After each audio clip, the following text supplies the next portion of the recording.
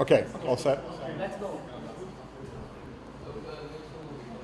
Deixa eu ver se o óculos tá bom, né?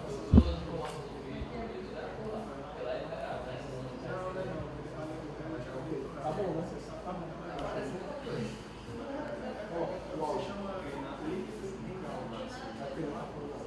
Em português seria assim. O cara vai fazer os caras têm que selecionar uma coisa que não vai interessar para todo mundo.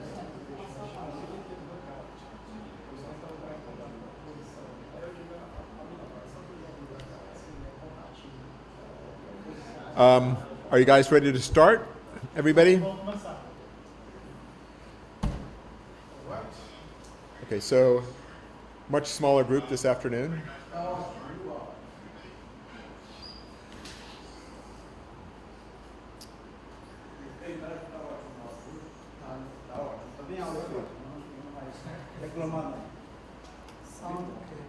Sounds nice.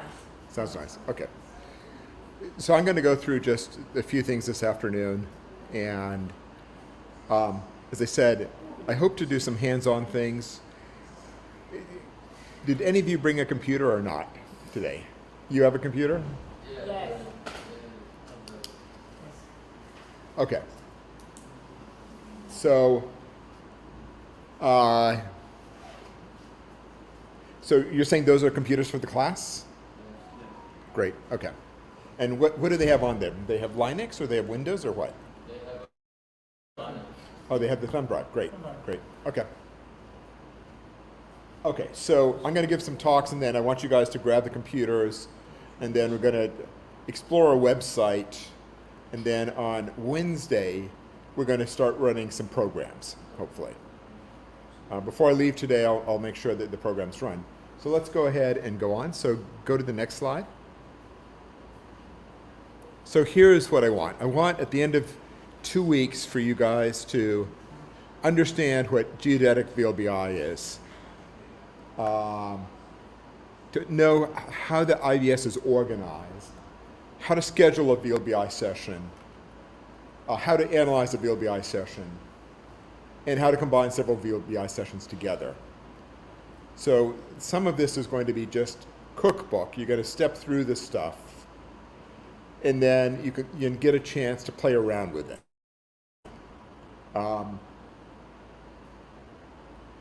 And one of the things we're going to do is in VLBI, there are lots and lots of different models, and you can change the models. For example, there are different models for how the radio waves propagate through the atmosphere. And over the last 40 years, these models have been improved. So one of the things we'll do is we'll start with one model and then go to some new models and see how things have been improved. Okay, next slide. Things I'm not going to cover. I'm not going to cover doing hardware. I'm not going to do anything on hardware because I don't know it that much. But we're going to go out to this site and we'll see some of the stuff there. There is a couple of lectures on hardware in sort of the shared drive. Do you guys have that's? I uploaded a bunch of material for this course. So that has some lectures on hardware. I'm also not going to talk about correlation because I really don't know that well. Source imaging, it's also something I'm not going to talk about. Okay. So here is the agenda for this week. Today is an introduction to VLBI and to IVS. And one of the things we're going to do is log on to CDDIS, and this is a NASA computer, and this has all of the VLBI data. And you're supposed to be able to get accounts on it within a matter of a couple of minutes. So I did this back home, and I was able to do that. And then what I was going to do was assign you guys into teams because I would like some of you guys to present some stuff next week. Now it looks like we have 10 people, 12 people. So maybe I'll divide it up into groups of like 3 folks, and then you'll each present a topic. So Tuesday, we're going to be talking about radio telescopes and radio astronomy, and Ray is going to do that, right? And Wednesday, we're going to look at scheduling VLBI sessions. And I'm also going to look at simulations as a tool. So a lot of this stuff, you can make predictions about how well you're going to do without actually taking data. Do you guys know, if I say least squares, how many people know about least squares? Nobody. Okay, so we'll start off by talking about least squares. Basically what least squares is, you take a bunch of data and then you try to estimate some parameters. The simplest, very simplest example is you take a lot of measurements of somebody's weight and you average them. More complicated is you have a car that's moving at some velocity and you take measurements of the position at various times and you want to find out what the position and velocity is of the thing. So in VLBI, what we do is we have, in a single session, you'll have thousands of observations, and there may be 50 parameters that you want to estimate from this. So I'll talk about how to do that. On Thursday, to Fortaleza, and we'll see the VLBI site there. They are going to run a real VLBI session while they're there. It's a short session. It involves Fortaleza, Hartbeespoort, which is in the tip of South Africa, and Wetzel. So these three stations, they're going to observe for 1 hour. On Wednesday, we'll make a schedule for that. We're not going to use that schedule because the schedule has already been posted. It's already been sent out. But we'll have that data there. Over the weekend, this data is going to go to a correlator in Germany. And it is going to be processed there and then shipped back to us. And so next week, we'll get a chance to analyze this data using real VLBI software. So it's batch processing. Batch processing. It will go to Germany to be processed. Yes. Batch processes. I was thinking it was some kind of cloud computing. No, it's going to be, the data will be shipped by, over the internet to Germany. And so all 3 of the stations will ship it to Germany. It will take an hour or so to ship the data there, and then Germany will process it.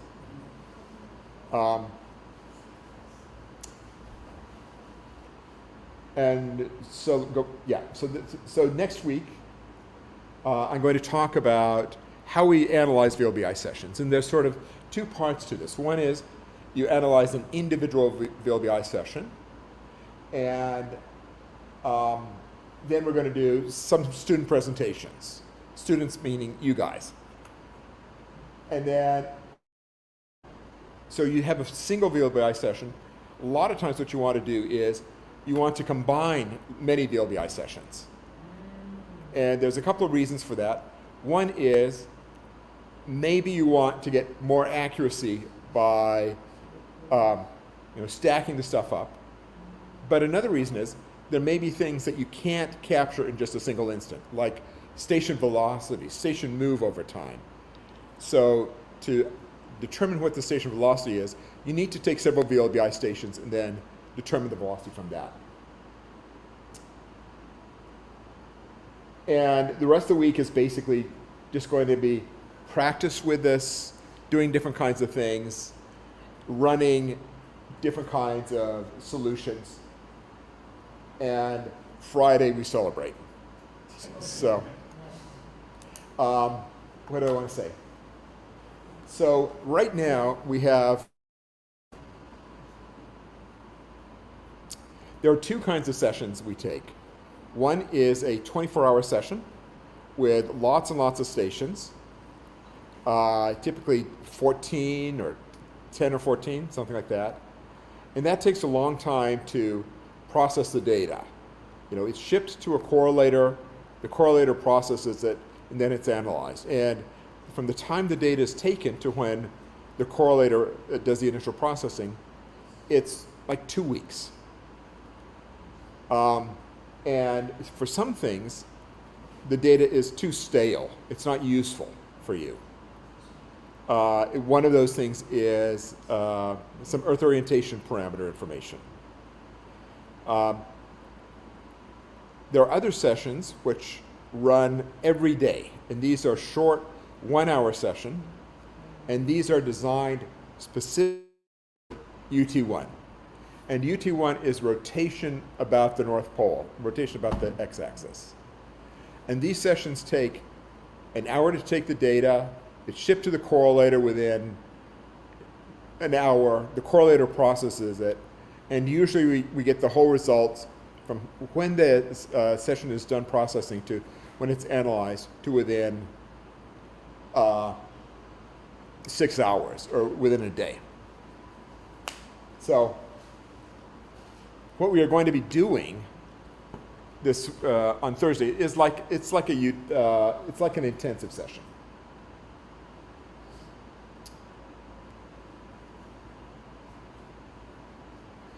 Okay. No, just hold here a second.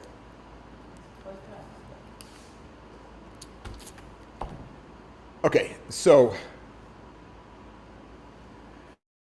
ask you guys to organize in groups of 3.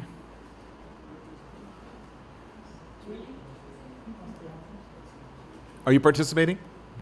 Can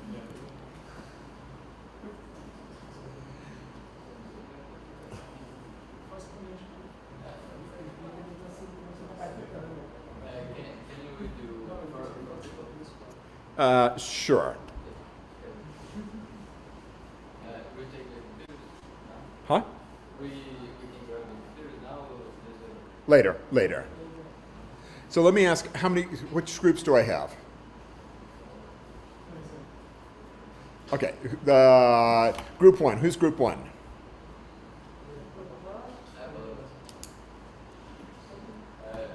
B, E, C. I didn't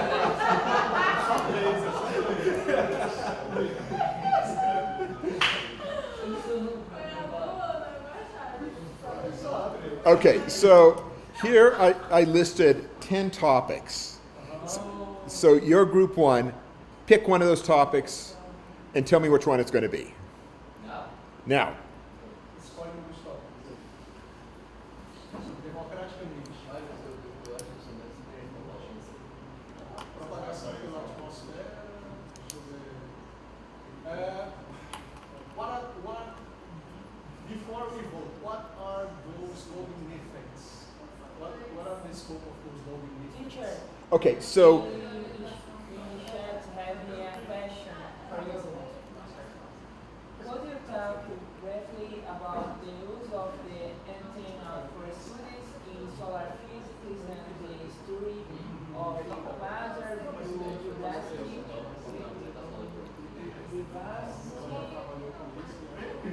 or even astrobiology, in addition to the geodesy program during antenna idle time? that depends on the antenna. Different places have different policies about that. So, yeah. So let's go back to these things here. We choose number 3, the orientation parameter. Earth orientation parameters. Okay.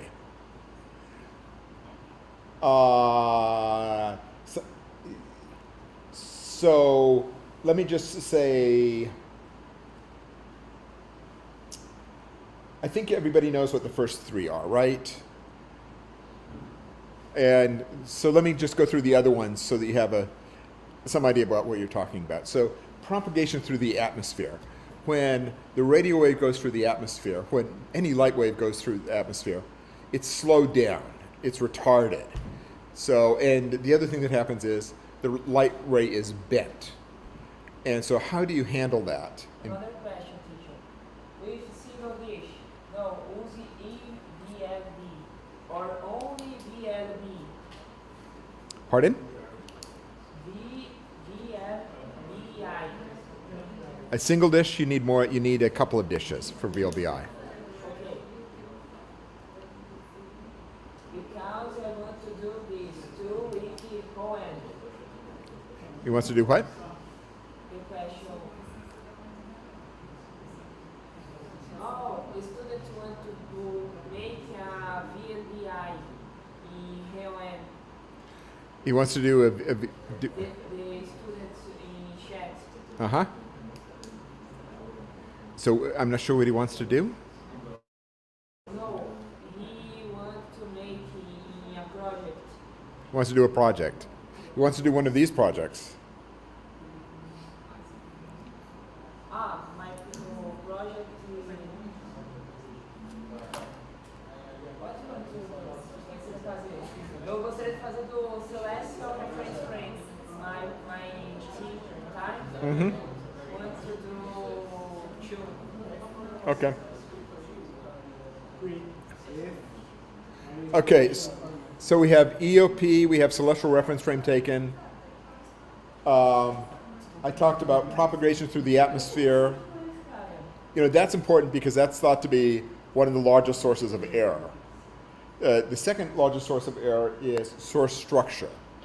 The simplest assumption is that sources are point-like objects, but they're really not. And so that causes problems, and how do you handle that? The other thing is antenna deformation. Now, these VLBI antennas are big, and a couple of things happen. One is that as they move over, they will bend, and that causes a change in the path length through the antenna. Yes? The heat is a big factor in the deformation of antenna. Yes, and heat is the other big factor. So those are two big factors. So one of them is just gravitational deformation as the antenna moves or bends as the antenna moves, and then heat. And for some of the large antennas, gravitational deformation can be up to 10 centimeters or 15 centimeters. And if you're trying to deal with measurements that are sub-millimeter, then that's a huge effect. There are some things here, a couple of things that are happening here. One is that when the moon is over the Earth, it causes the Earth to rise. The solid Earth rises. And my recollection is that it rises by about 40 centimeters when the moon is directly ahead. So you have to model that. The crust. The crust. The crust rises about, yes. And the largest effect is a moon, but you also have the same effect with the sun. So the sun causes something smaller. So that's one of the things that we take into account is that. But then you have the oceans. And so the moon causes the oceans to rise up, and that has an indirect effect in that the weight of the oceans changes. The weight of the oceans, which is on the bottom of the ocean, changes. Now, this is related to loading effects. Loading effects means that if you have more mass, you cause the Earth to be depressed. And so you have loading effects, which is caused by the ocean, which is called ocean loading. You also have loading effects caused by the atmosphere, which is called atmospheric loading. You have loading effects caused by the Amazon. And you have a lot of rain down here. It causes sites to be depressed, and you can see that. The last two topics is Vigo's. About this loading, I don't know if I understood very well. What are the effects in the signal, receiving signal? When we are measuring the locographic You'd see it there too. So what the loading effect does is that if you don't account for it, what you'll see is the station move up and down. So I mean, the station moving up and down is a real thing, but you want to take that out as much as you can. So let's see, VGOS-DB. VGOS-DB is sort of boring, but that's the format that we use to store the VLBI data in. And the last thing is galactic aberration. Now, one of the things you have to make a correction for is the solar system is rotating around the galactic center. And when it does this, changes its relationship to the quasars. So the position of these quasars changes over time. So you have to make a correction for that. So those are the things. So we have, let's see, what do we have taken? Earth orientation. Another question, Valden. Is it possible to cross-correlate the gravitational field and rotation as a function of the former using VGOS, Nexium antenna, VTEC, water vapor, blue bubbles, ionospheric turbulence? It's the question. So there's lots of things he wants to cross-correlate. And the answer is, yes, some of them you can cross-correlate and you get results out of it. So go through the list again. What were the things he mentioned? Wait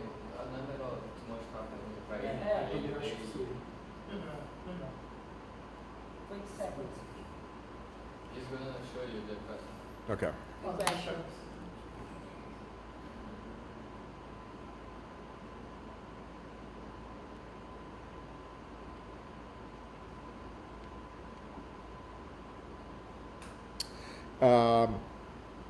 We can't really do that with the VGOS antenna, but you can do that with the gravimeter. VGOS, he talks about water vapor and ionospheric turbulence. Some of those things you can see with VGOS. So. Okay, thanks. Okay. Okay. So, as I said, two of the topics. Who else is going to present? I said we've got two topics up there, right? Earth orientation parameters, celestial reference frame. There's more people there. Somebody's got to grab something else. The first group chose number 3. You chose number 3, and then you chose celestial reference frame. Yes. Okay, who's another group?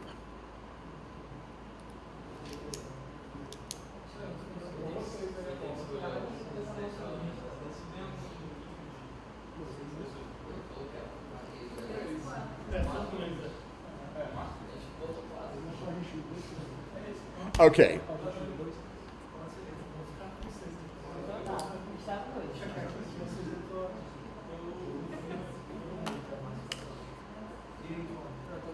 Uh-huh. Pardon? Loading, okay. Loading, okay. So we've got several there. So if you don't have a topic and you want something, let me know. And let's go on to the next slide.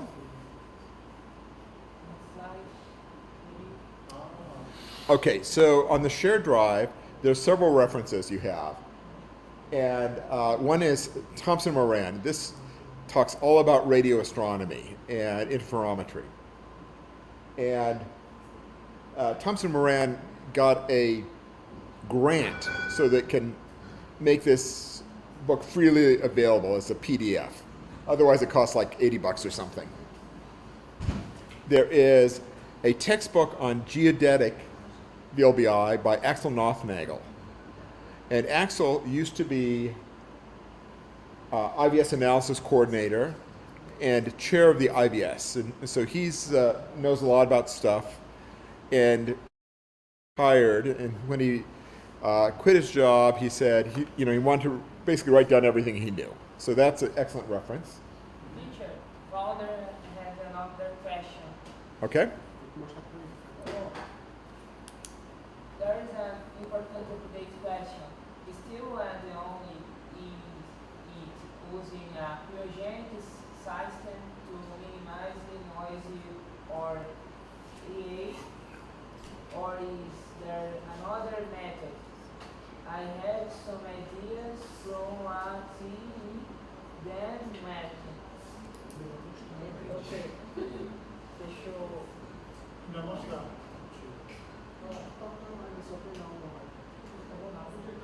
You gonna take a photo?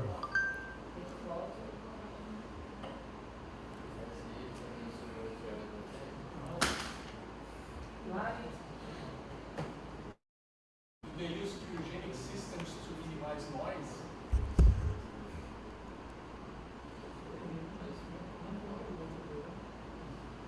Yes.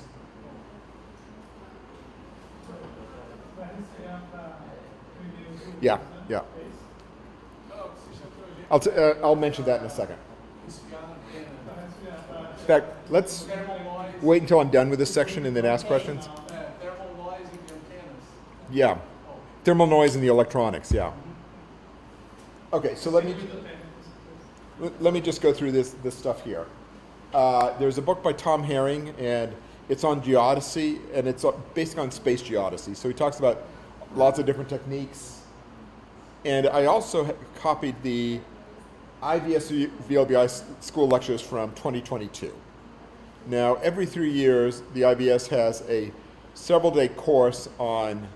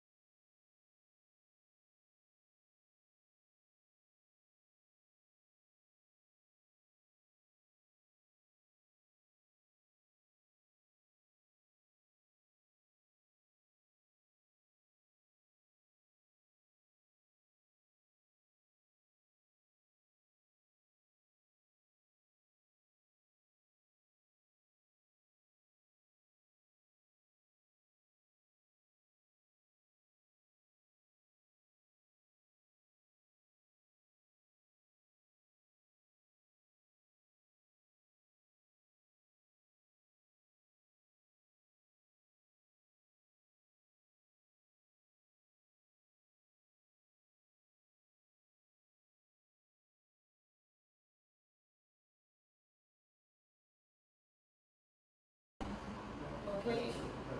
we're set. Okay. So let's see where I was on this thing here. Can you go to maybe 4 or 5?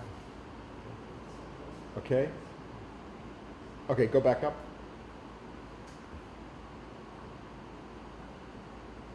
Okay. One of the things we're going to do is look at this website, ivscc.jsfc.nasa.gov, and that has a ton of information there. So I'll just take you through some of that stuff. The IVS has 2 years. and they always have proceedings that are published, and the proceedings will give you a good idea about what people are working on. You know, there's like a few pages, so there's not a lot of detail, but there's some information. And the EVGA is a similar meeting that also has proceedings. Okay. Now let's go on to the next presentation. Next presentation. You show your computer or? No, you can do it there. Okay. Yeah.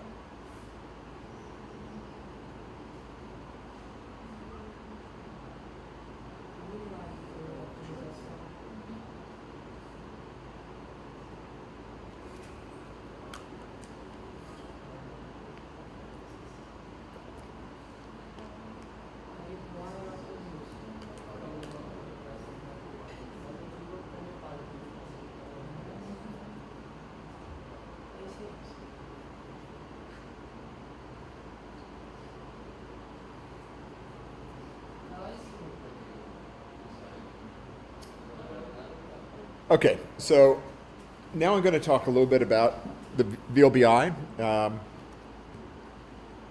And so let's go on to the next slide. We've seen this picture before. This is like this document that had, you know, where we want to be, what sort of precision we want to have. In the United States, there's this organization called the National Academy of Science. And one of their functions is to do studies for the government on something. And you know, the government will ask them to do something, and then they'll spend time doing this. So they published this report back in 2010, and that sort of works as a roadmap for what we're trying to accomplish. Next slide. So here is a picture of VLBI. We've seen this picture a lot of times. I was involved in putting together a pamphlet in 1995, and we had this picture in there. And I see this, I go to conferences and I see this picture there. So our observable is the difference of the arrival time of the signal at the two antennas. That's called the delay. That's what we observe.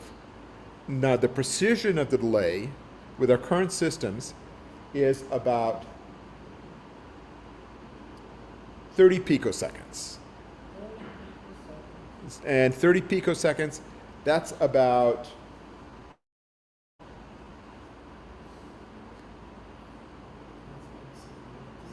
a centimeter if you translate it into length units. We have another generation of equipment where the uncertainty is a factor of magnitude less than that. So it's on the order of a couple of millimeters, the uncertainty in each individual measurement, okay? Next slide.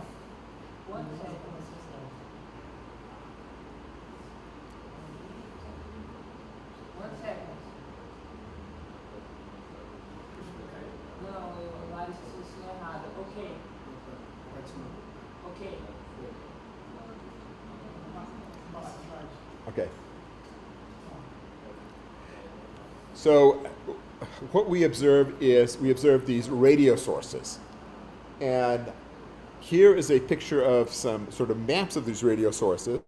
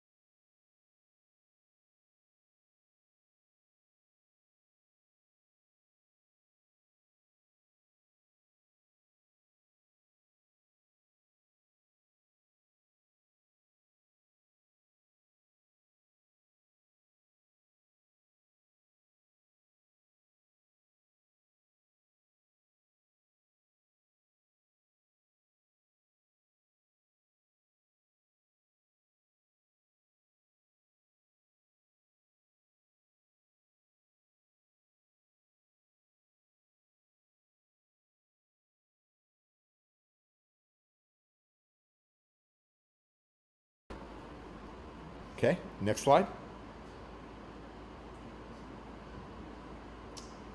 So here are some of our radio telescopes. I don't have any, I don't have Fortaleza on here. My bad. But I do have some other ones. And the typical VLBI antenna used to be 20 meters to 60 meters or 100 meters. So pretty big. We are trying to, and the reason that they are big is because the larger the antenna, the more signal you can gather, the more sensitive they are.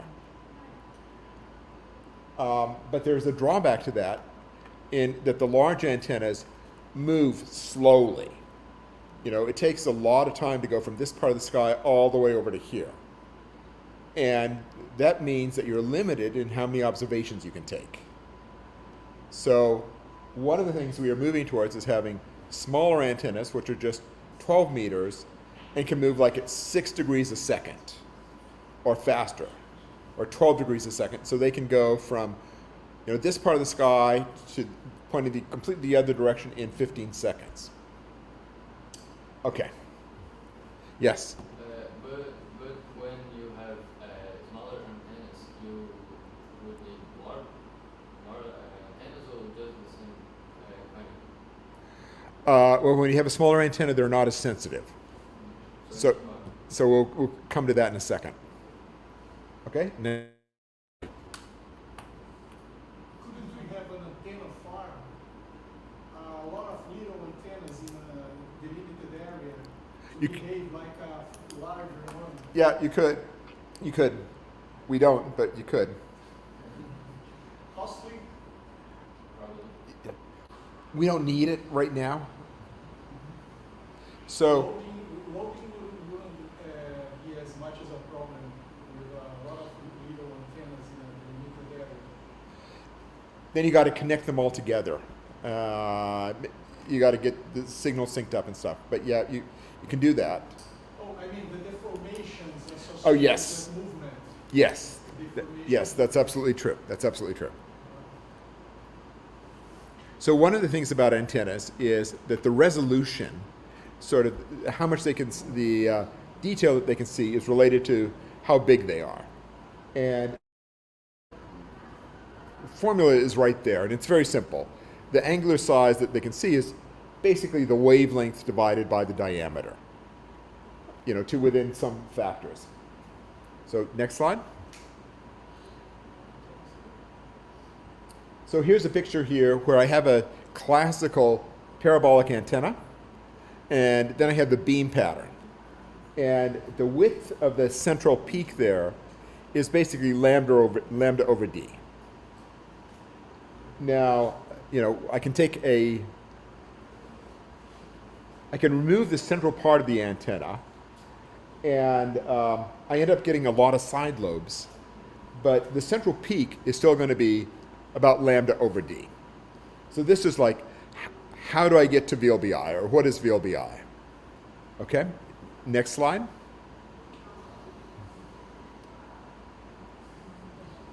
So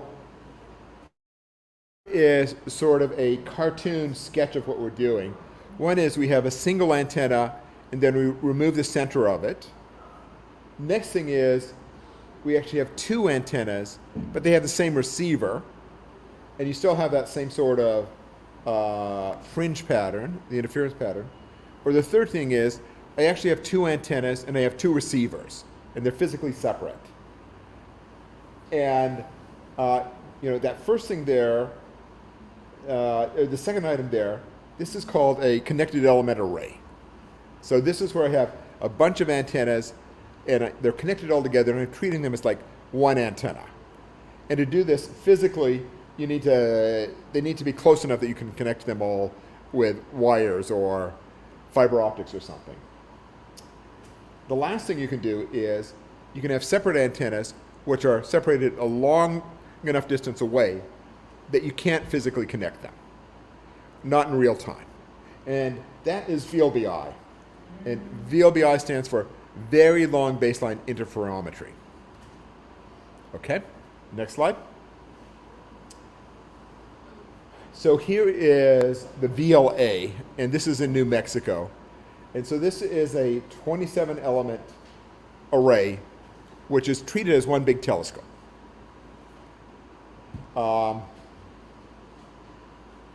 Next slide. Now, in addition to the VLA, there's a VLBA, which has 10 antennas spread out around the United States, and they're not connected to each other. Instead, the data is recorded and then shipped back to a central facility and processed. So these are 10 25-meter dishes of designing what they call the next generation VLBA, and that's going to have on the order of 1,000 antennas. So much bigger project. Okay. Next slide. Here are the IVS VLBI antennas, and you can see they're spread out over the world. You can see Fortaleza there. One of the problems with this distribution is we have a lot of antennas in the northern hemisphere. We don't have as many in the southern hemisphere.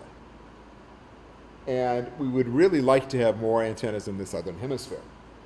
What this means is that the antennas in the southern hemisphere are particularly important to us because they provide measurements that we can't make with other antennas. If you look up Europe, you have just lots and lots of things down there. Most of these antennas ship their data, they record the data, and they ship it via the internet back to a place, a correlator where it's handled. There are some antennas in Antarctica, at O'Higgins and at Soya, where the data comes out on a ship once every 6 months. So that data is, very slow in arriving. Next slide.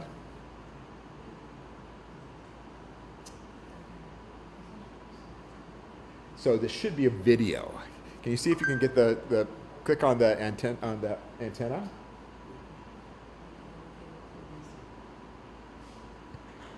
So here is the antenna at Wetzel, and it's moving around a lot. There's a period here where it's not observing.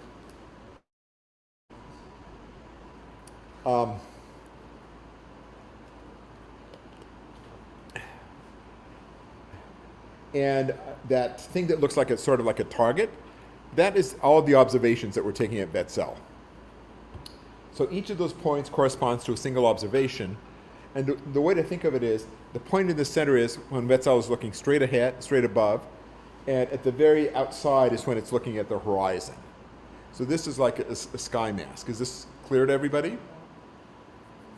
Yes? Teacher, the question, why a greater concentration of antennas in the north or in the south?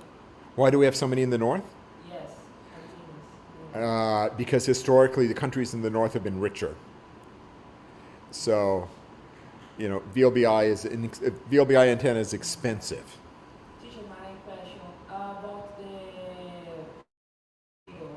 what is the procedure to VLBI? Protect VLBI because the cyclone. So there's not much you can do with the tornado. But most of these VLBI stations will, if the wind gets too strong, they'll stop observing and they'll go to basically looking straight up. Okay, so this is, like I said, Wetzel, the antenna's moving all around, and that was for 24 hours. So we have a 24-hour session, and Wetzel got about 228 scans.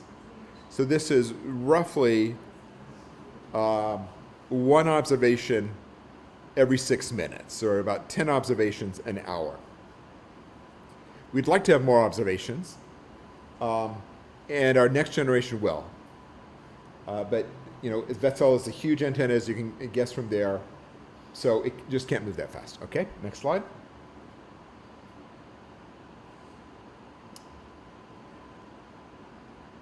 So once you take the data at two antennas. The data is shipped to a central facility called the correlator. And the correlator will cross-correlate the two signals, and it will determine what the difference in arrival time is of the signal signal at the two peaks. And that's just sort of a plot showing what it's doing. Now, it's searching over space that has two dimensions. One is, when it's cross-correlating the signals, it is varying the lag that the signals have with each other. But the other thing it's also doing is it's frequency shifting the signals. And the reason it's doing that is because, by a small amount, there are two reasons for that. One is that the Earth is rotating, and the Earth causes a Doppler frequency shift. And the second, the signals at the two antennas each have a clock. And the clock has drifts in it. And the signals are time tagged, and the clock has drifts, and you need to compensate for those drifts. Pardon? The clocks have antennas. The clocks, the antennas. Each antenna has basically an atomic clock at the antenna, which is an expensive piece of equipment. Okay? Next slide. Now, in VLBI, we observe at two frequency bands. This is legacy VLBI. One is at X band, which is at about 8 gigahertz, and one is S band, which is at about 200. Sorry, 8. S band. X band is 8 gigahertz, and S band is 2 gigahertz. And what you have is we sample the signal at several different places, each with a bandwidth of 8 megahertz. And we do this because in the old system we didn't have enough memory and enough storage to sample the whole bandwidth. So we get by just sampling it at different places. Okay? And we also need to sample it at two frequencies, because when the signal is traveling through the ionosphere, it is retarded. It's slowed down by the ionosphere. And the amount it's slowed down depends on the frequency. And if you sample it at two frequencies, you can take that effect out. You can calibrate for it. Thing where GPS has a couple of different bands, and they do that for our ionosphere. Okay, next slide. So, why do we observe where we observe? And the reason is that we have a window where we can see through the atmosphere.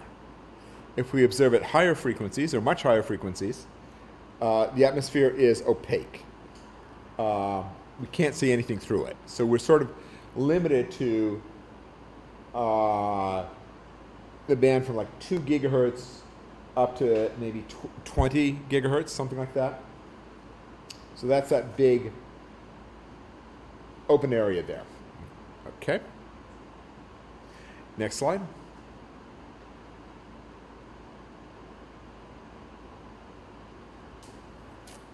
I'm going to skip this.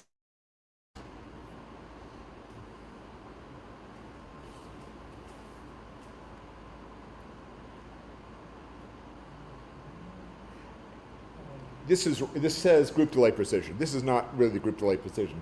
This is the SNR. So this is mislabeled. But this gives a formula for how you calculate the SNR of a single observation. And it depends on two things. One is it depends on the number of bits you record. And the number of bits you record is related to the bandwidth, how much signal you have, and the integration time.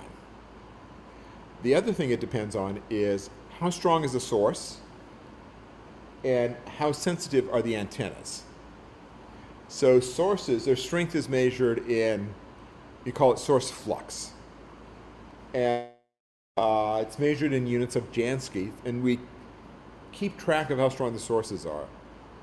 For the antennas, the measures are called SEFD, which stands for source effective flux density. So that's the formula for the SNR.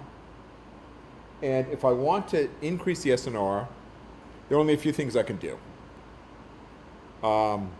Anybody have any suggestions for how I can increase the SNR? Periodic pulses send data because they lost data with the large bands. You can increase the bands. You can increase how much bits you're recording. The other thing you can do is you can increase the integration time. You can observe for a longer period of time.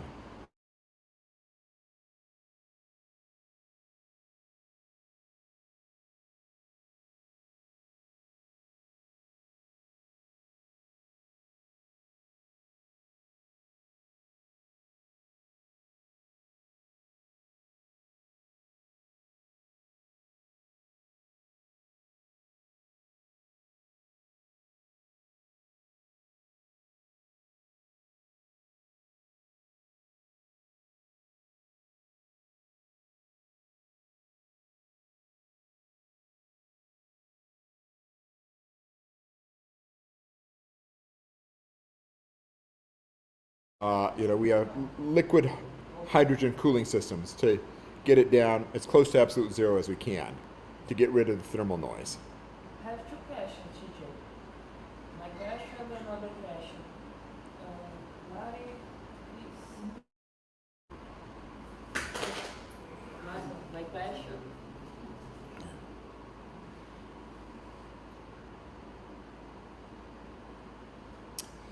Oh, yes.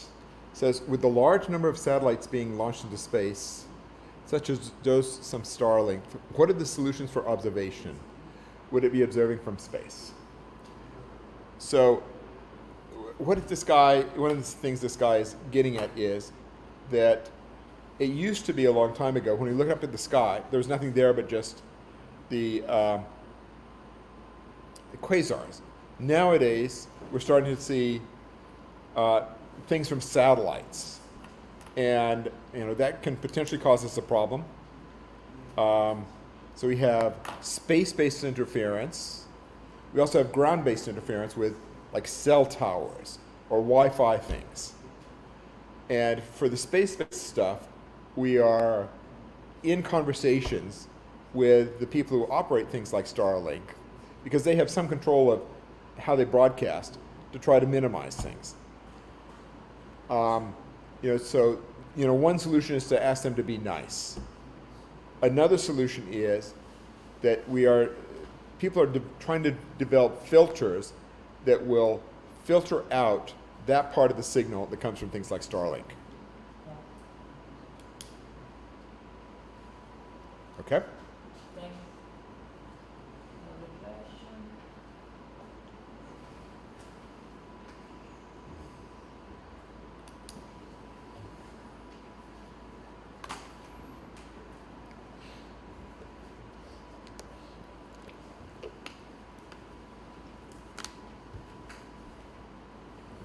The last question.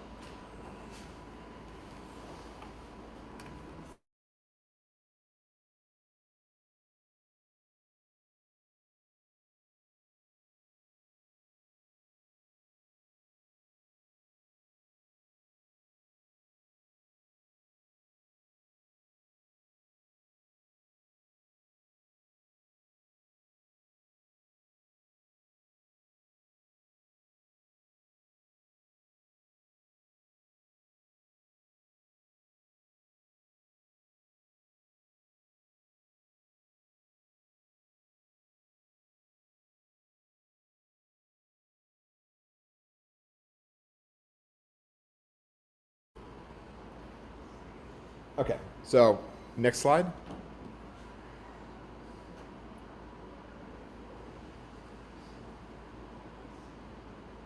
Okay, so here's just what we went about to increase the precision. We just talked about this. Okay, good.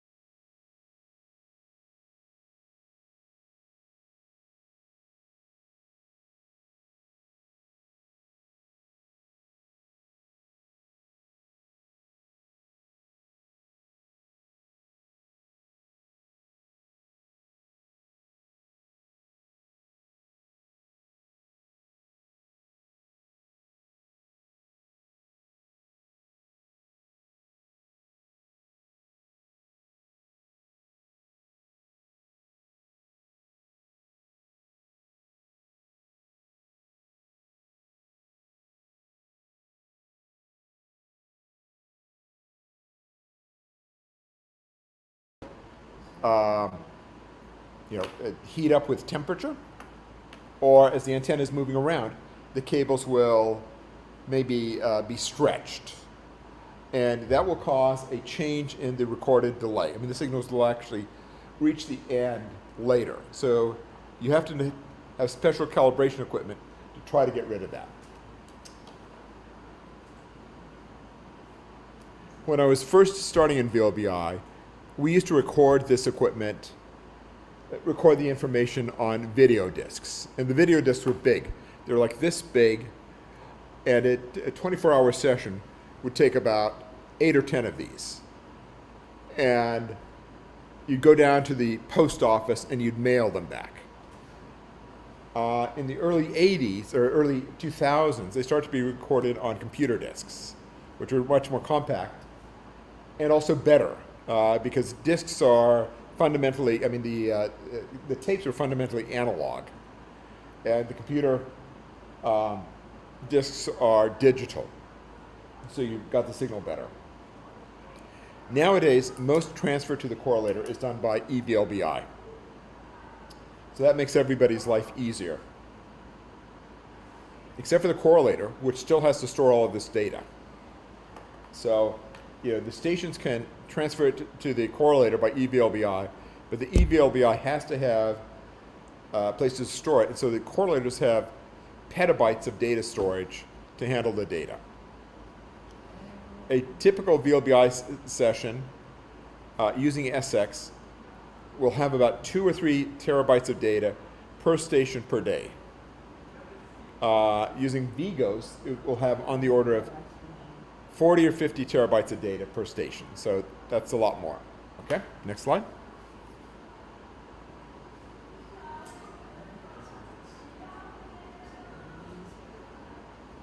Okay, so what affects the VLBI data? So anything that the signal travels through affects the VLBI data. Let's say there's things like ionosphere, there's troposphere, there's general relativistic effects. As the signal passes near a planet, it gets bent by general relativity. There's this thermal deformation, there's changes in cable length, there's clock drift. So all of these things can affect VLBI. Next slide.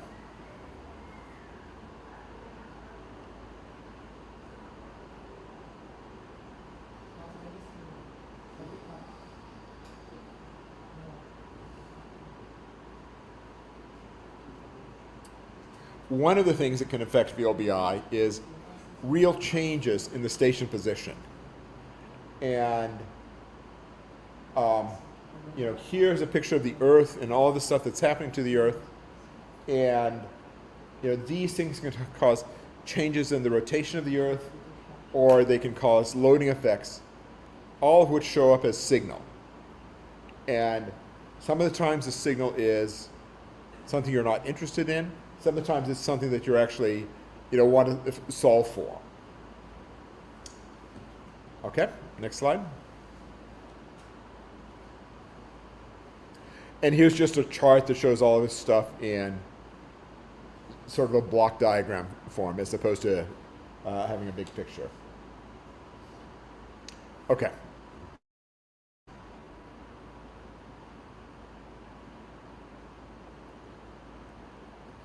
So here are the steps in a VLBI session. The first thing that happens is you write a schedule. And you need to write a schedule because antennas have to observe together. You can't have one antenna doing one thing and another antenna doing something else, because you need to cross-correlate the signals. They need to be observing the same thing. And the schedule file is an ASCII file that you can look at and figure out what's happening. It's not too difficult. The next thing is you run the schedules. And all stations will pick up a schedule, and they'll run the same schedule.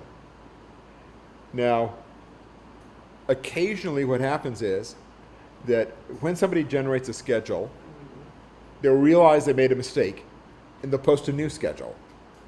And some stations will pick up the old schedule, and some stations will pick up the new schedule. And they're not compatible with each other. So instead of having one big network that's observing together, you have two different networks. After stations run the schedule, the data is sent to the correlator. The correlator processes the data, and it produces the initial VGOS-DB. And the VGOS-DB is the format used to store the VLBI data, sort of like a database. The analysis centers pick up the VGOS-DB, and you add calibration information, etc., to it. And this step is done using NewSolve. So this is you're processing a single session, and we'll learn how to do that next week.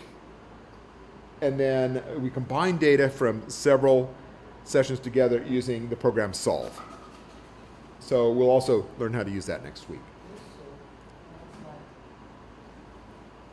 And here's just a thing showing sort of the steps in the data analysis chain, all of the things. But we'll talk about this later on. Okay, next slide. So, as I said, VLBI, by its very nature, is cooperative. You have to work with other people. And the organization that organizes VLBI sessions is called the IVS. The IVS was founded 25 years ago. Prior to that, you used to have just agreements between the United States and Brazil, or between NASA and Brazil, or NASA and Wetzel, and then you had this umbrella organization that tried to coordinate everything. And I have to say that our model for this was the IGS, which is the International GNSS Service. So they started the IGS, and then a few years later we started the IBS to do the same sort of thing. Okay, next slide. And I think this is probably a good place for coffee, if we have coffee. Do we have coffee? I have a question of the model. Wait a second.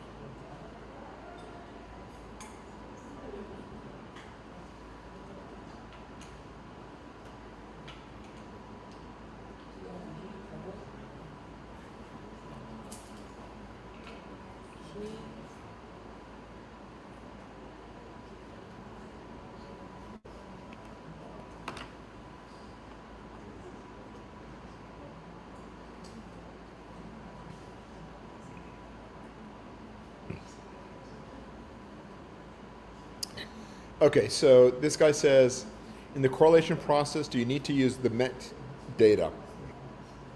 And the answer is you don't. Usually you put in the MET information afterwards. So I hope that answers your question. Okay, Okay. thanks. Okay. Coffee time? Okay. So what time do we come back?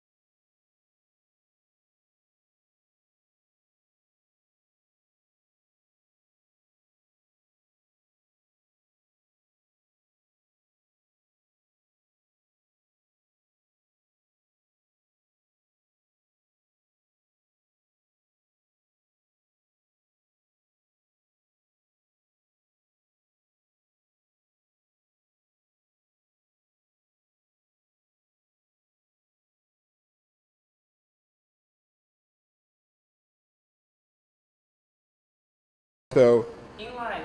Okay. I'm live.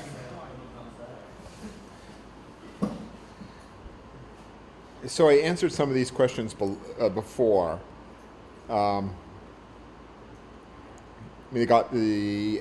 Eric asked if in the correlation process, is it essential to use MET data, meteorological data? And I said the answer is no. And then he says, the lower the SEFD, the better the accuracy of the noise-free signal. And the answer to that is yes. So you want to have a lower SEFD, which means you want to have cooled electronics or larger antennas. And what is the minimum computational capacity to be a correlator? It depends on how much time you have.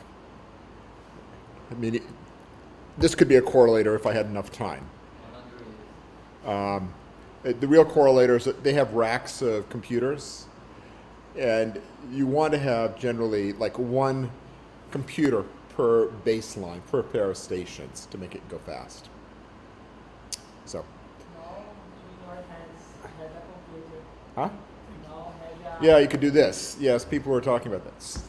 So when I was preparing for this talk, I thought I wanted to revisit some ancient geodesy just for fun. And the question is, who was the first person to estimate the circumference of the Earth? Does anybody know?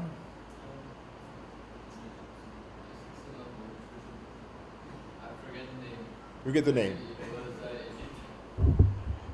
Close. He was a Greek, but he lived in Egypt. So he measured it. So let's go to the next slide.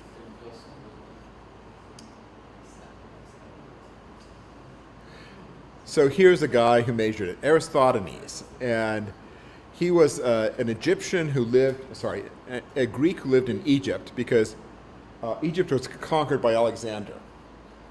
And he was a smart man. He knew lots and lots of different things. He was the librarian of the Great Library of Alexander. So he lived over 2,000 years ago. And one of the things is he measured the circumference of the Earth, and then he derived the Earth's tilt. So I'm going to go through how he did the circumference of the Earth, because it's short and it's sort of interesting. So next slide.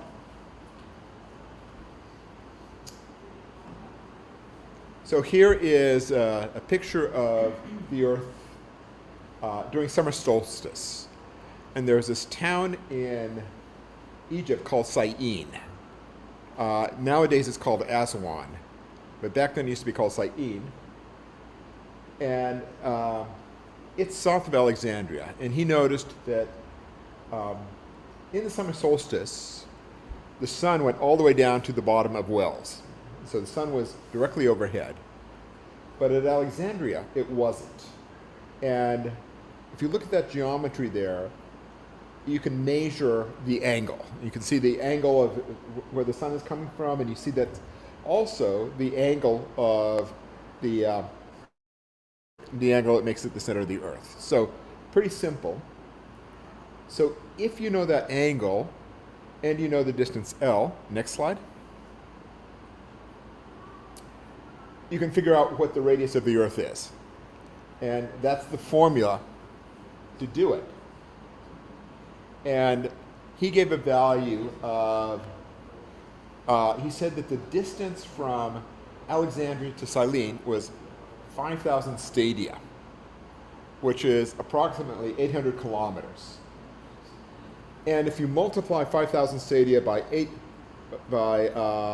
and you also notice that the angle was 1/50th of a circle. So he got that the circumference of the Earth was 40,000 kilometers, which is exactly the answer we get now. But there are a couple of problems with this. First off, nobody knows what a stadia is. I don't know what a stadia is.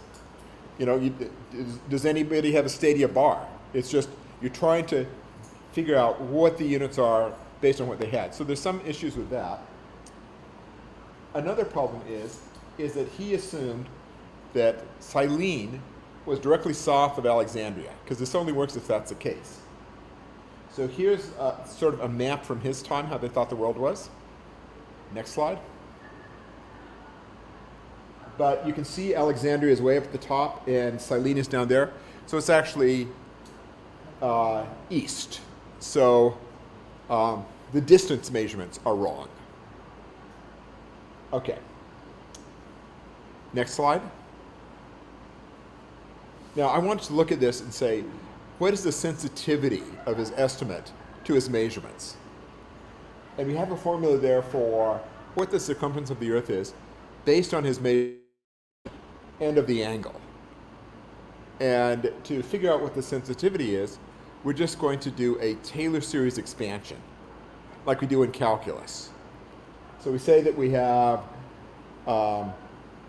we add this delta L small term and delta theta small term, and then let's see what happens to it.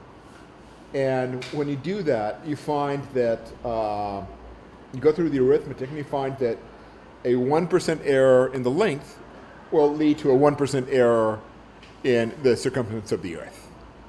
And similarly for the angular distance. So one question is, how good do you, we talked about the angle. How good do you think that you can measure angles with just instruments that are 2,000 years old? I don't know. Here's a second example. This is a guy who was a Arabian. He lived in Uzbekistan. He was also very smart. He knew geodesy, anthropology. He toured India and he wrote a book on India. He knew lots of languages, and he had an alternative way. And this is something you guys could actually do here if you go up to the top of a skyscraper. So next slide. So he says, suppose I'm at the top of a mountain and I look at the horizon. Now, if you look at that, you have this right angle there between being at the top of the mountain and being at the horizon. And the distance to the top of the mountain is r, the radius of the Earth, plus the height of the mountain. And the distance to being at the horizon is r. So, next slide. Oh, and here's just a picture of, here's a picture of where he did this. This was in sort of the northern India, Pakistan. So there's a fort, and if you look out on the other side, which I don't have a picture of, it's sort of flat. Okay, next slide. So here's that equation we got. You can solve it for the radius of the Earth in terms of the measured parameters. And he measured that the angle was 35 minutes, arc minutes. So about half a degree. And he said that the top of the mountain was, which he also measured, was 652 cubits. Who knows what a cubit is? Cubit is this distance from here to here. It's an arm length. But, so you can go through the calculations and doing some reasonable value for cubits, and you get that the radius is 600 is that number. So he was close to it. Let's go to the next slide. And you can do the same sort of sensitivity analysis to his measurements. You know, how well would he need to know the top of the mountain, to how well would he need to know the angle. As I said, you know, you could do this measurement here. Go to a skyscraper in Fortaleza, look out at the ocean and see what angle you get, and you could figure out what the radius of the Earth is. But there's one other problem with his measurement. Next slide. And that is that he assumed that the light ray traveled in a straight line. But it doesn't. It doesn't because of refraction. And the angle is going to be different than it would be because of the refraction effect.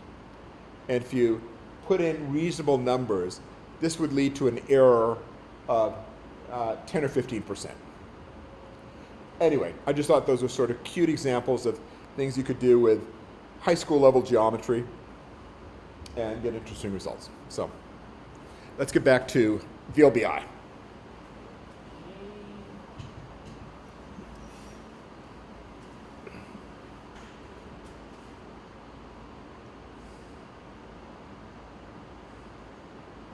Okay, number 4.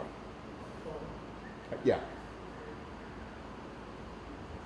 Okay, here I'm going to talk about the IVS, this organization that coordinates VLBI. The IVS website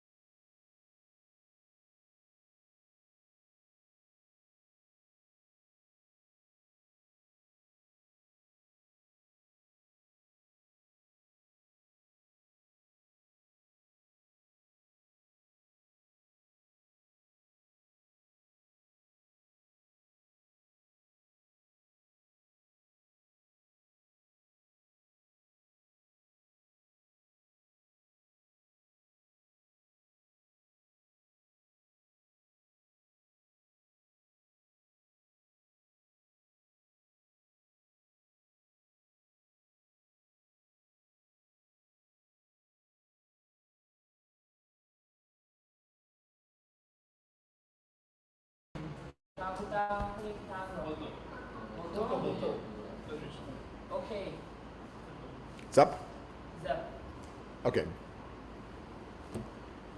So the IVS has a directing board, and the directing board has meetings a couple of times a year to discuss various issues.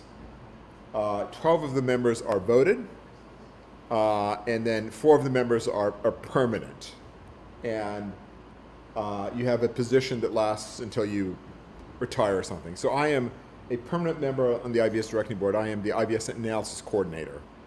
The other permanent positions are the network coordinator, who is supposed to help with all the network people.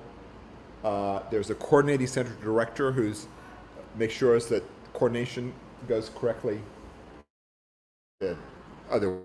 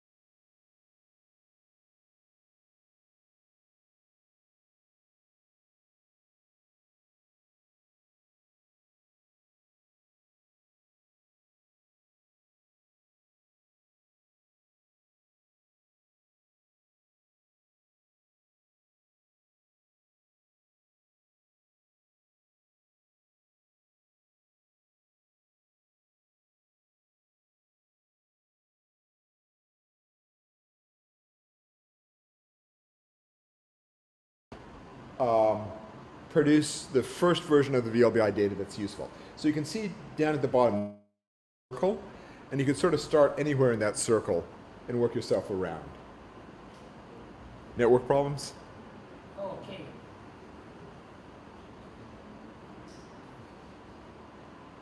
Okay. Next slide, data centers. The correlator sends their information to the data centers, which is then picked up by the analysis centers. And the analysis centers will analyze the VLBI data and then send it back to the data center where it's ready for anybody else. Next slide.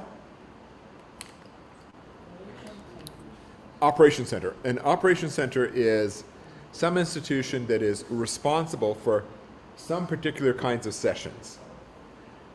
There are sessions that are devoted to like Earth orientation, and NASA is responsible for making one schedule a week on Mondays for Earth orientation. The U.S. Naval Observatory does others. There's other kinds of sessions that institutions have different responsibility, specific responsibility for. Okay?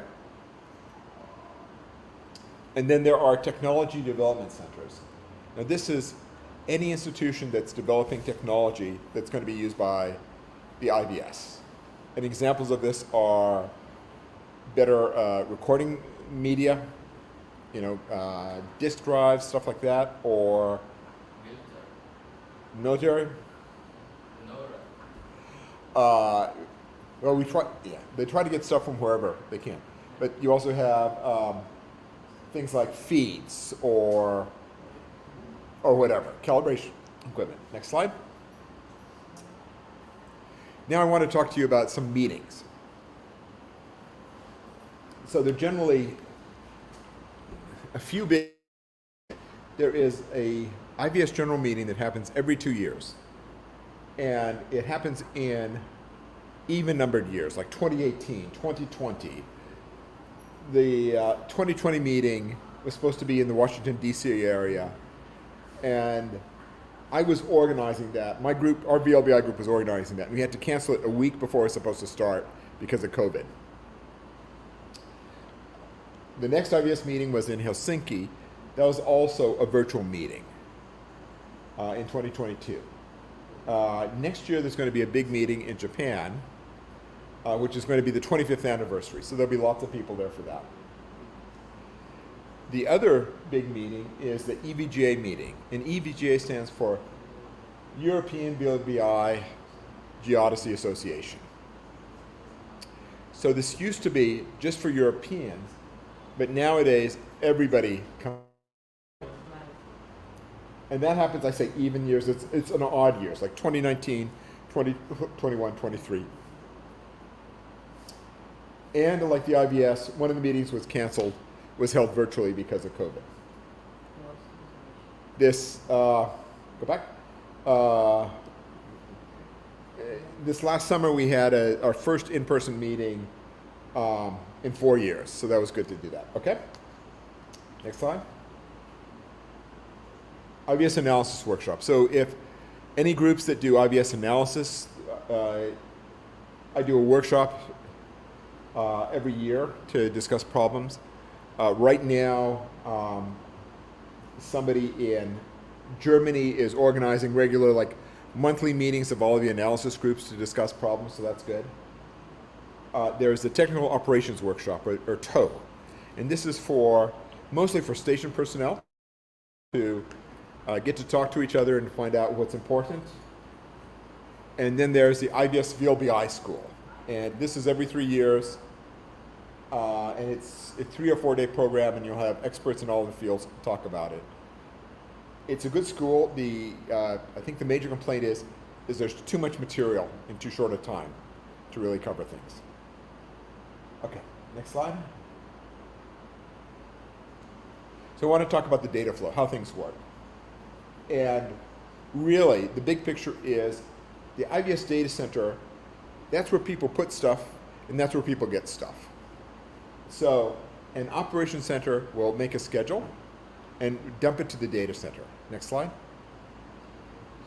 Then everybody who wants a schedule picks it up from there. so you have the stations, the correlators, the analysis centers pick it up. Next slide. The stations take their data and they ship log files back to the IBS data center. These are ASCII files that describe what's happening during the data. But they, the data that they record, they send to the correlator. And that's a couple of terabytes worth of data there. And that is shipped electronically. Next slide. Once a correlator is done, it sends the initial VLBI session, VGOS-DB, back to the IBS data center. Next slide. Which is picked up by the analysis center, which does the initial processing. Once it does the initial processing using NewSolve, it sends it back to the IBS data center, where it can be picked up by anybody else. Next slide. So here you have the other data centers or whoever. So all this information is publicly accessible. You can download it. You can play with it. Next slide. And then the data centers, when they make IBS products, they ship it back to the IBS data center. Now, one of the things in this process is, if anybody notices a problem, you usually talk directly. Like if somebody is analyzing a session and they notice a problem, they will, call up Fortaleza and say, we think there's something wrong. You're observing warm, or your data's not good. Okay, that's that. Okay, so now what I want to do is, time for you guys to get your computers and for me to share my screen. Okay.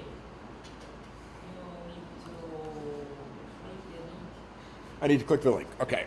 link. Okay. Or I need to click the link in the. Enter. Stop.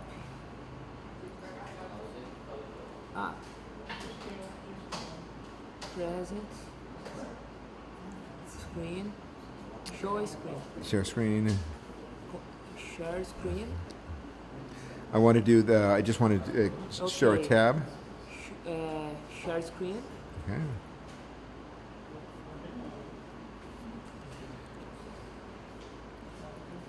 Okay. Share. Okay. Okay, sharing. Okay.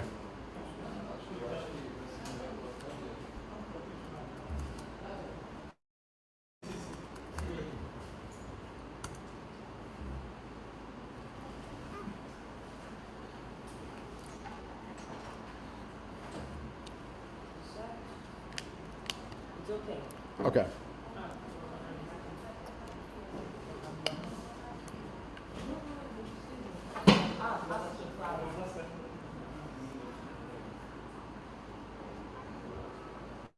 What's happening? Share the screen. Oh, you want me to do it this way? Sure. Okay.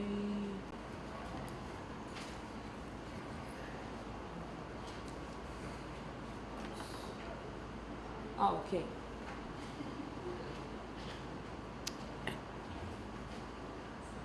Okay. I'll wait until everybody has their computers and then I'll just start talking about stuff.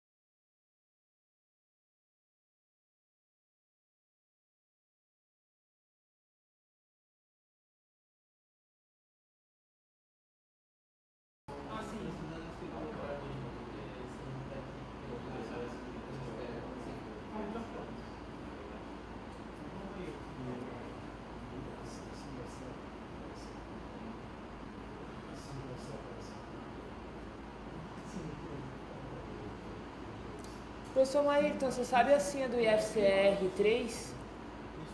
Você sabe a senha do IFCR3? Eu acho que a IFC é Wi-Fi do mesmo jeito, né? Se não for IFC, ele tem IFC 2019.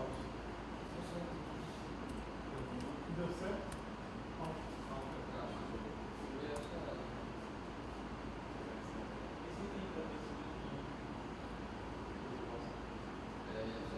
A gente não tem. O R3 é IFC Wi-Fi também?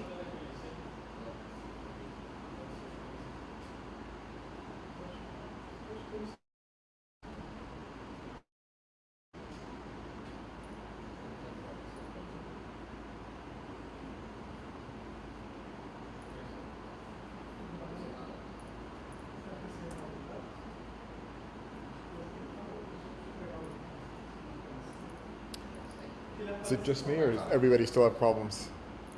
Yes. Let's try my notebook.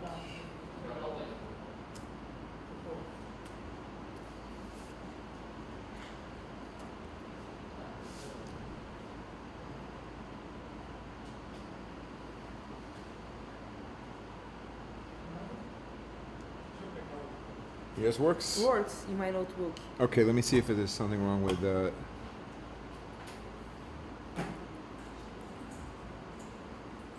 Oh, that's it. Okay. A bit. No, I don't need.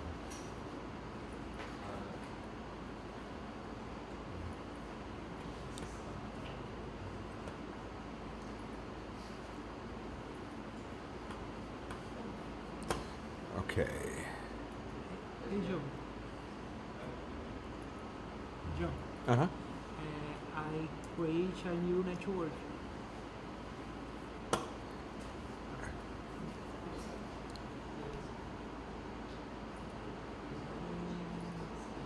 Mas eu acho que eu vou pegar nesse site que quer, eu não tenho outro. Não, só. Por exemplo, vai usar foto agora? Não acredito não, é a página do web. Vai apresentar a página do web. Então entra por aí, vocês falam de câmera. Vai botar 300 GB.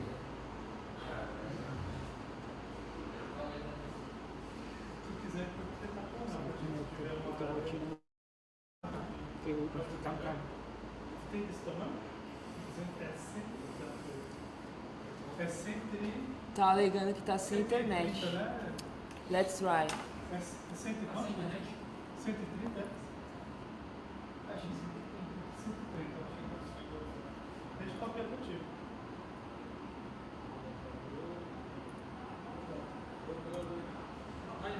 É só o site agora. Tá, só o site. Se você quiser pegar a mão, o adaptador. No internet. Ah,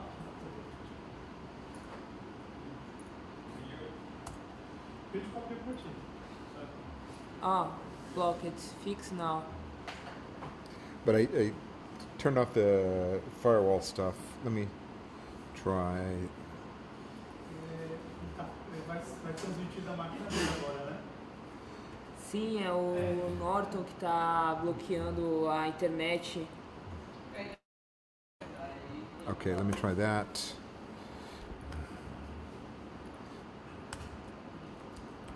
Ninguém deu o 3G bom não, que aí eu mandei pra ele.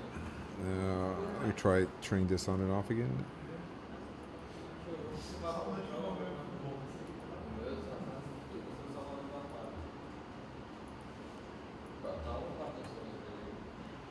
Meu 5G tá pegando bem, meu 5G, mas vai acabar com o plano de dados. Que vai compartilhar a tela. Okay. Okay. Work. Ele não pegou pelo adaptador, né? Ele não pegou pelo adaptador, né? iOS 22.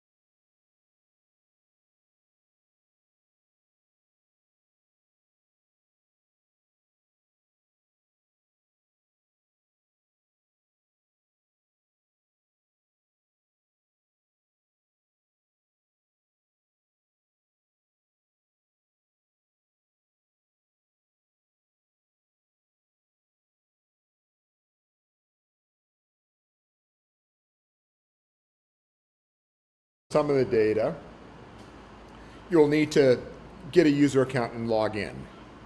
So I'm going to sort of put that at the end. But you can see at the top there's just a web page about various things here. One of the things here is, let's see, meetings, publications. Publications is interesting because this is where you have the annual reports going back since the inception. And we used to have a report every year, and now it's like every other year. So if you click on one of these, you can see, well, here's what Fortaleza was doing back then. And there's Pierre Kaufman and Adieldo de Silva. So, you know, that's a resource for just getting a feeling for what folks are up to. Something that's sort of a little lighter is the IVS newsletter. And every year, this comes out 3 times a year. And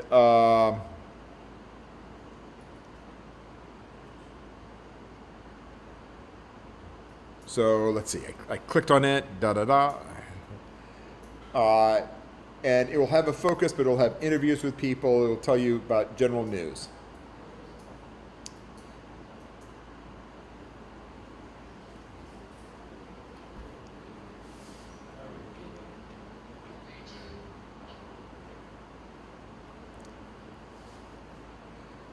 Did you click on it? Did it work for you?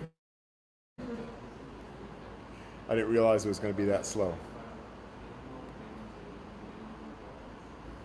Very latency, very high. Yeah.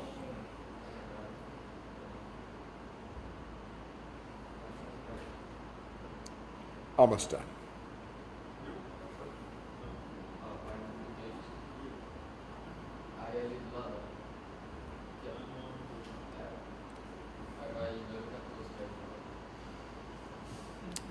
Okay, so here's what the newsletter looks like.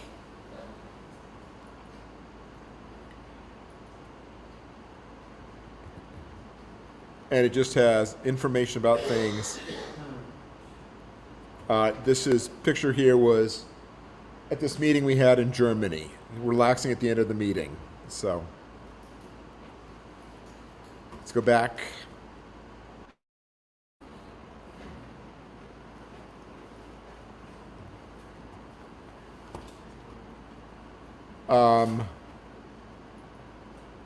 About IBS, it tells you about the organization, it tells you about the directing board, things like that. It tells you members. Anybody who's a member of the IBS or an affiliated member, like me, I can look up this and find out, email address or things like that. And I talked about working groups. Here's the various working groups we've had on different subjects and reports from them. Let's see, analysis. I'm going to go just show you a couple of things here. This, if I go to analysis and then I go to the analysis coordinator page, you come to something that I maintain. And there are a couple of things in here I want to draw your attention to. You go to data and information files. This has information about various stations and things.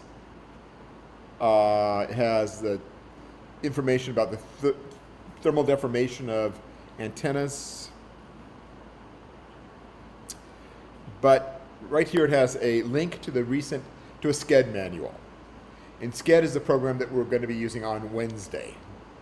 So it might be useful to download that someplace if you want to. Can you go back and show what is this page? How I got there? Yeah. Okay. I will go all the way back to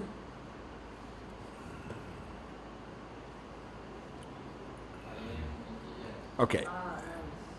So analysis coordinator. Yeah.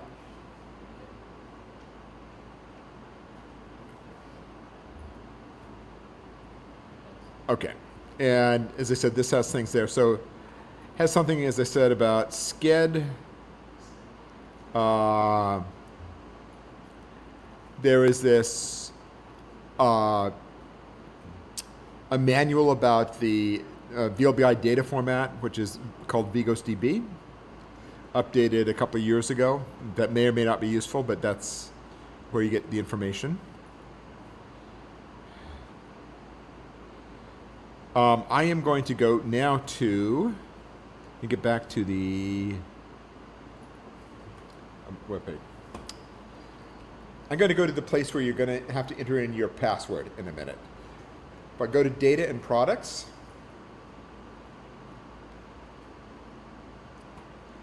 and I go downwards and I see this thing that says related links, 2023 master and control files. So let's click on that. And try clicking on master 2023. And what should happen for you is it's going to say enter in a password. It works for you. Oh, that's not fair. I don't know why it's doing. Okay. Well, we'll see. Let's keep on going. Okay, so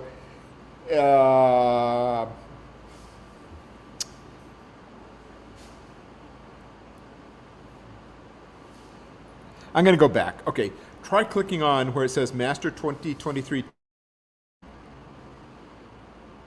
you see that? Yes. And does it work for you? Work. Username. Yes, so go down and there'll be something that will say register. Okay. So try registering for this. They said it should take a few minutes to do this process. And this will be useful for stuff that you do later on.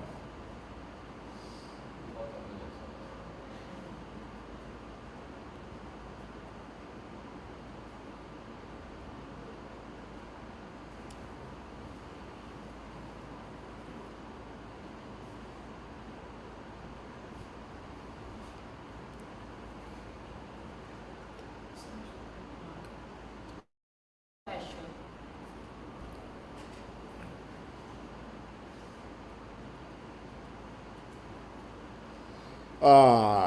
We don't use IDL in what we do, and actually says basically the languages used are C, C++, and Python.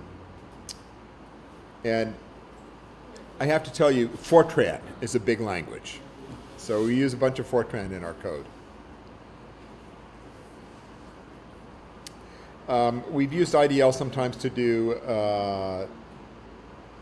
make maps and things like that.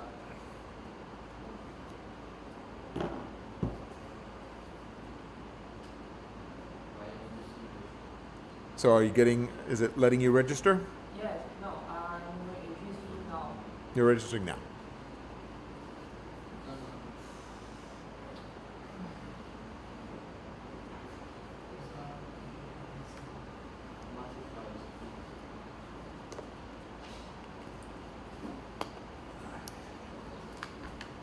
Tell you what, let me let the registration be a homework problem so that we don't take up time now. But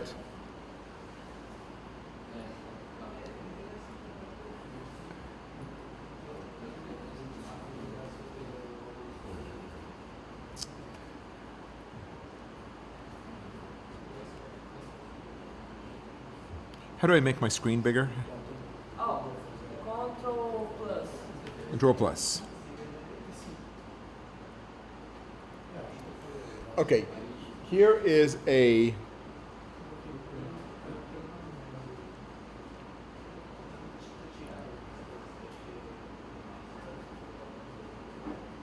I have a question. uh-huh. User type. Can I see that?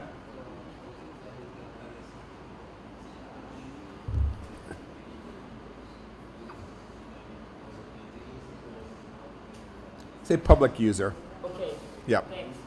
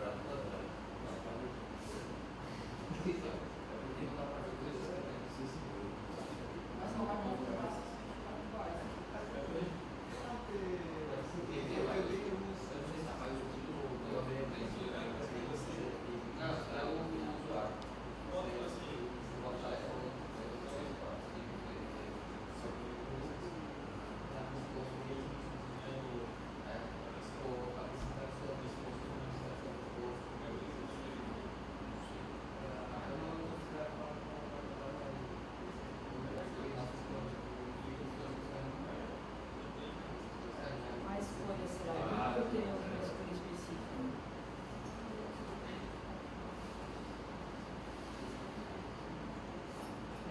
Escolha área.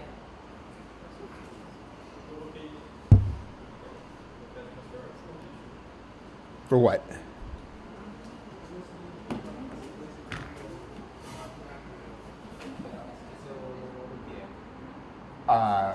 Pick whatever you want. Okay. Yeah. Thanks. Yeah. Sorry, I've forgotten all of these steps involved in registering for this. So anybody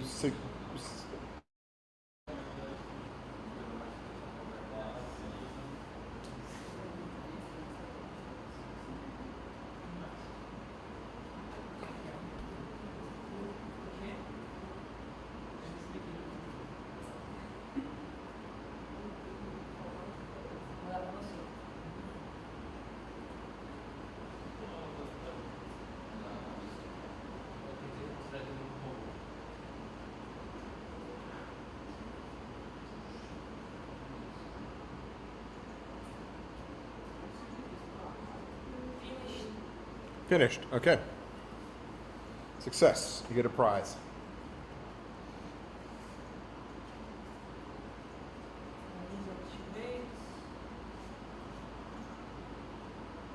No reply.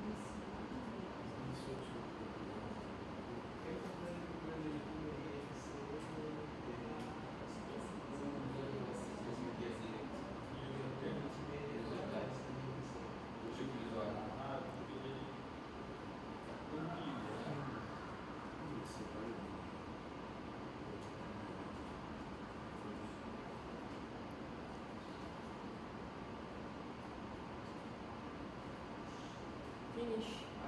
Okay. So now try going back and getting into that area. Okay.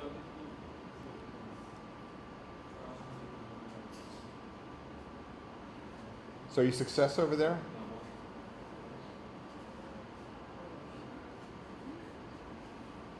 Próximo do site. iscc.gs.gs. Não, site errado.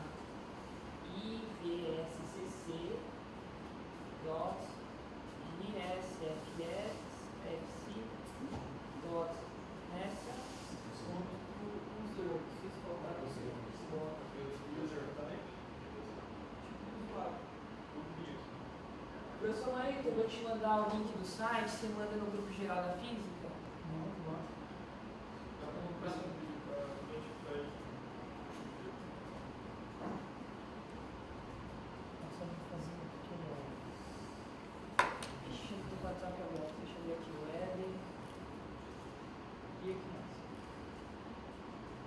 Aí você vai procurando aqui nesse canto aqui, ó. Você vai ter que vir análise, depois aqui, ó, observe program. Análise corporate, né? Não, isso é depois. Você vai em observe program. Observe program. Ah, esse aqui é depois. Deixa eu ver. Ah, será que é esse aqui? É esse aqui. Pronto, é o ponto .txt. Master 2000. Observe program. Aí você clica em 3. Agora deixa eu ver o que é.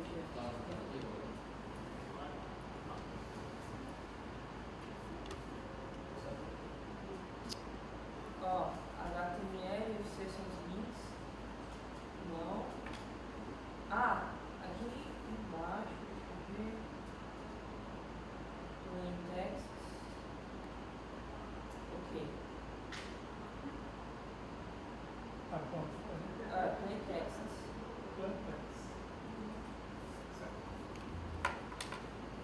Vai ativar a criação da NAS.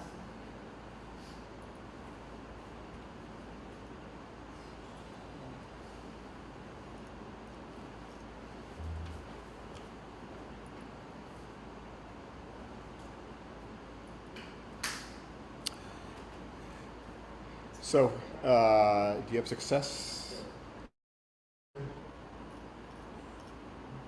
Okay. So now what I want you to do is go back to the main IVS website. Get out of here.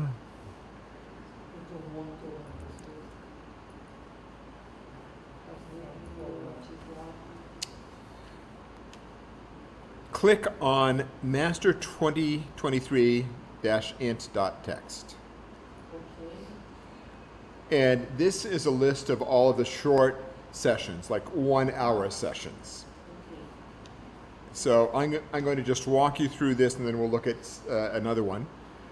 But you'll see that it starts off by telling you what kind of session it is, and then it tells you the date of the session in year, month, date format.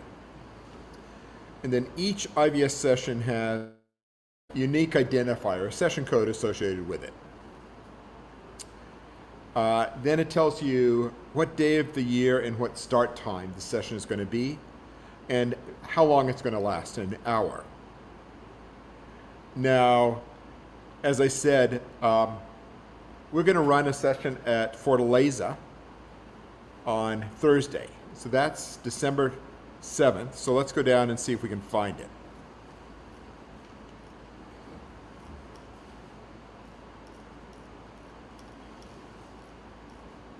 And I should say all the times are in UTC.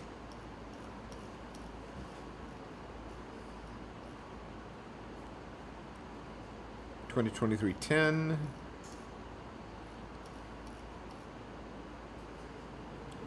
$2023 self. So this line right here, which is on the 7th,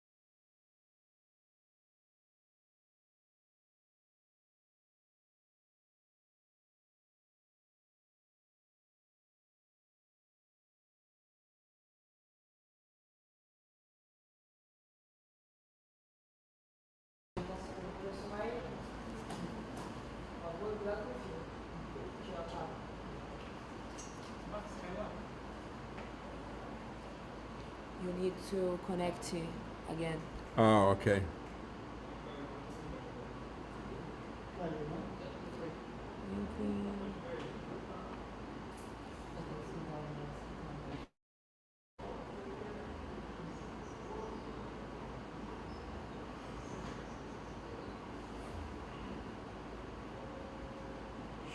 Share screen, Okay. Chrome tab, share. Okay.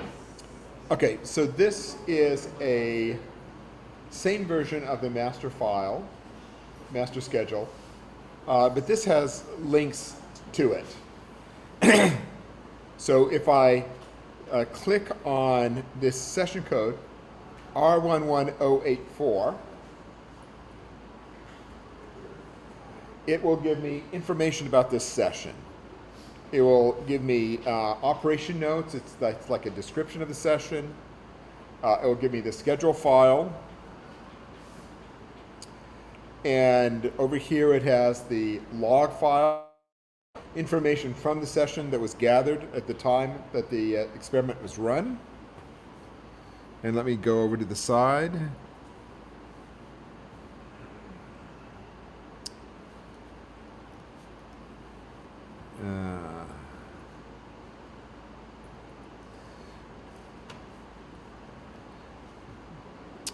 So how do I move this window? But the two fingers in the touchpad What you want? I want to move it this direction. Okay.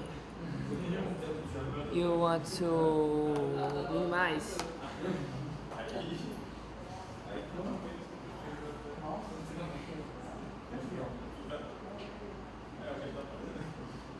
Okay. Okay. Okay. So you can see the correlation status. There's a report that happens from the correlator. Here is an analysis report. When the session is analyzed, the people who analyze it will tell you about anything unusual they find.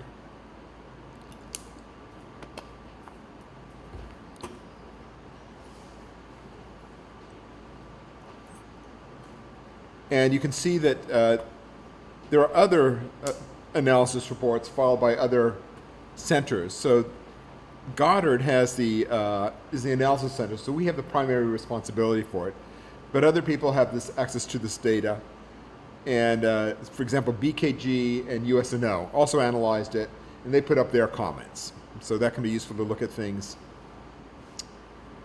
There is a spool file, which is an output of the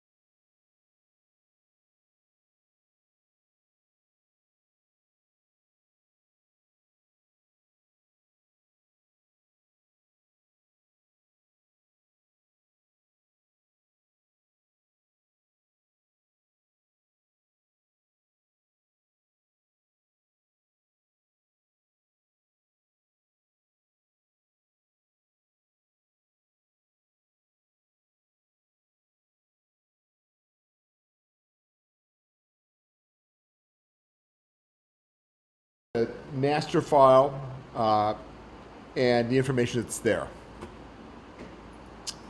Going back to looking at this thing here, I said I have a list of stations here. I have an ops center. The ops center is Excuse me?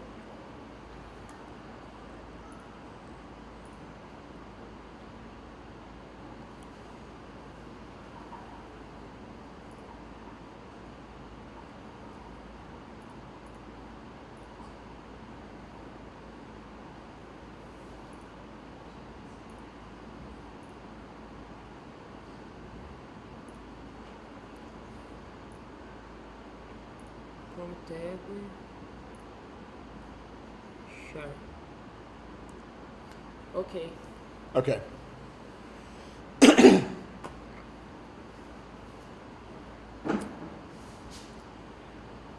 So over here I have the ops center that says who is responsible for making the schedule. I have the correlator, who's responsible for correlating the data. If we looked at the Fortaleza session that's going to happen, Bond is the correlator. And then I have the status, whether it's actually been correlated or not. And then I have the analysis center, and that's the people responsible for the initial analysis. There are about 4 or 5 primary ops centers and about the same number of correlators. But then there are on the order of 20 or so sort of associate analysis centers. So these are people who use the VLBI data, but they don't have the responsibility to do the initial processing. So I think this is about it for this website. I have a little bit of quick coursework. But before I get to that, are there any questions? Okay. Can you go to the last thing that has coursework?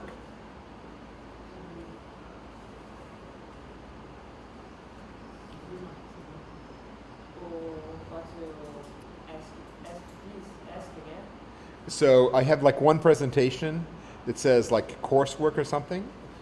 Let me see if I can find it on here.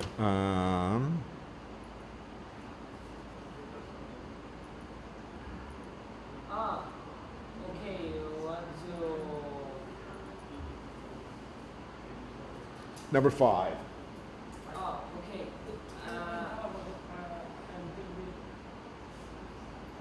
Number 5. Need change Yeah. So open. he can. Ah, okay. You want to... He should do it on his thing because I don't think. Ah, ele prefere que a gente passe. Yeah. Okay, let's change. Yeah. Number 5.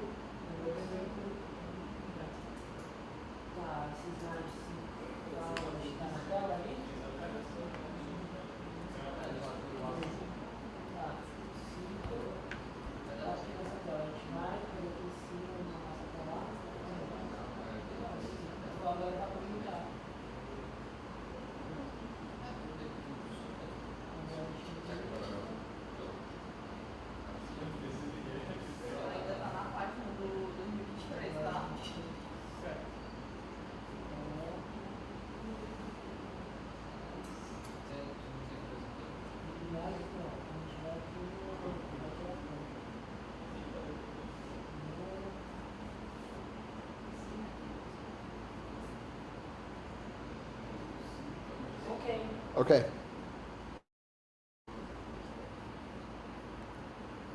So here is just some questions about information that is on the IVS website. And by looking around, you should be able to find out the answers to this. So if you want to, you can spend a few minutes doing that right now, and then I'll be happy to go over it. And that's basically the end of my stuff for today.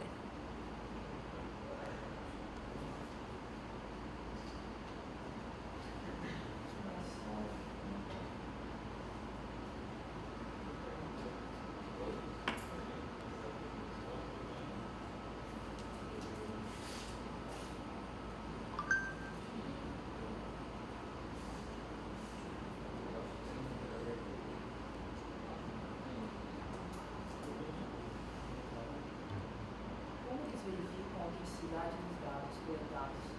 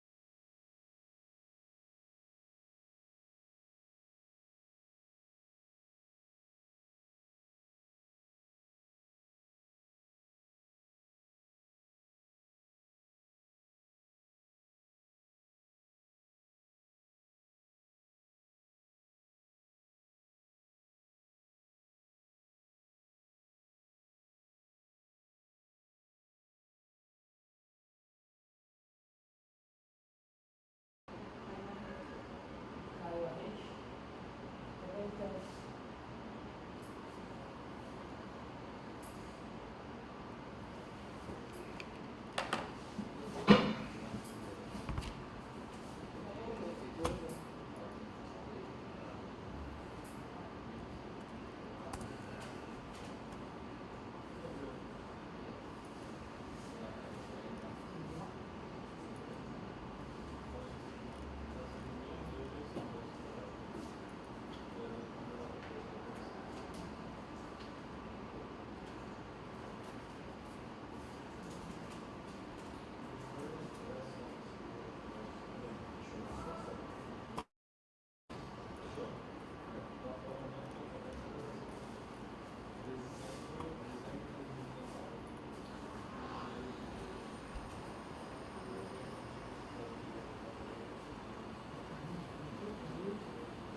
é periódico.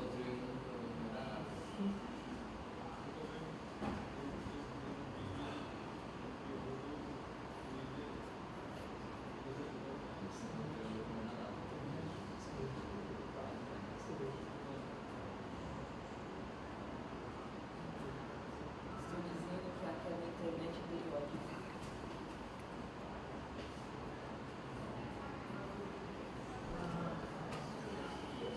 Yes. It's like waves.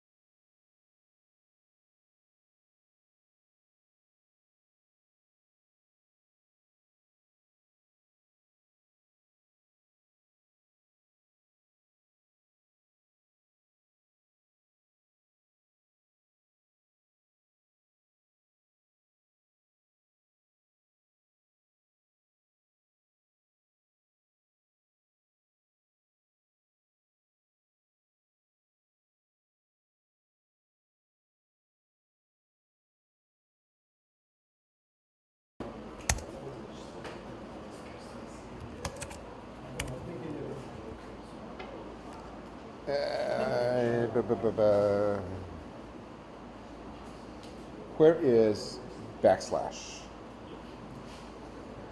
Backslash. Other slash. Other slash? Yeah. Okay. Let's-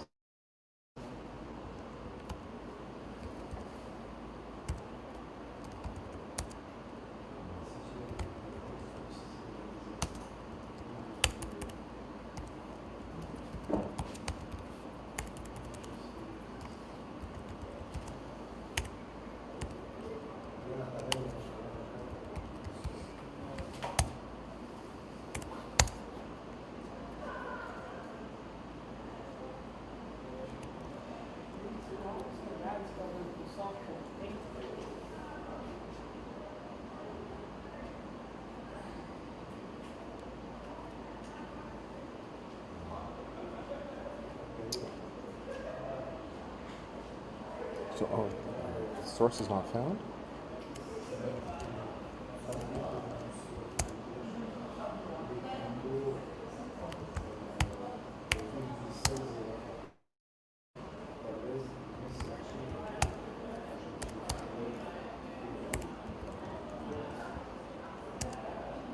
Okay, now try source.